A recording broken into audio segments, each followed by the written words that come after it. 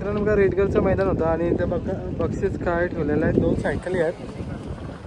तेव्हा 2 सायकली 4 आजचं बक्षीस स्वरूप तुम्हाला पाहायला वाटतं बघा.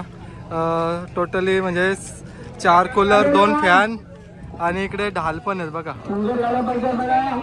रेडगर गावचे आयोजक आहेत सुनील दादा. तर आज बक्षीस ठेवलेलं त्याच्याबद्दल आपण विचारूया म्हणजे बक्षीस वितरण कसं असेल.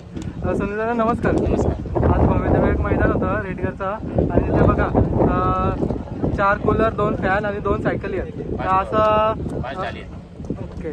तर कसं आहे म्हणजे कशा गाड्या जमल्यावर बक्षीस कसं असेल म्हणजे वितरण.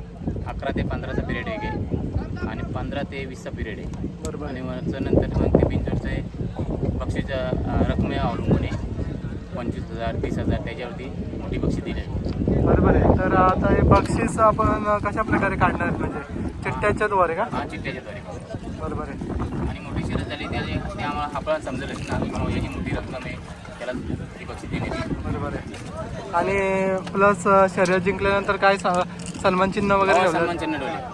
ओके. ती पण छोट्या अमाऊंट पासून मोठ्या अमाऊंट कसं असतं माहिती आहे का. आपण मोठे शेकड्यावाला आपण बक्षीस भेटतो छोटे शेकड्यावाला बक्षीस भेटत नाही ना. बरोबर. एक सन्मान चिन्ह दिल्यावर तर त्याचा एक मनाचं समाधान होतं. बरोबर आहे. बघतो ना आता पावसाळी असं उन्हाळी मैदान एक चांगलं शिस्तीचं मैदान होतं आहे आणि आज बघा आगली वेगळी संकल्पनामध्ये मैदान पार होतं आहे. हां आपण पावसाळ्यामध्ये सर्व नियोजन केलं असंच मैदान केलं दादा.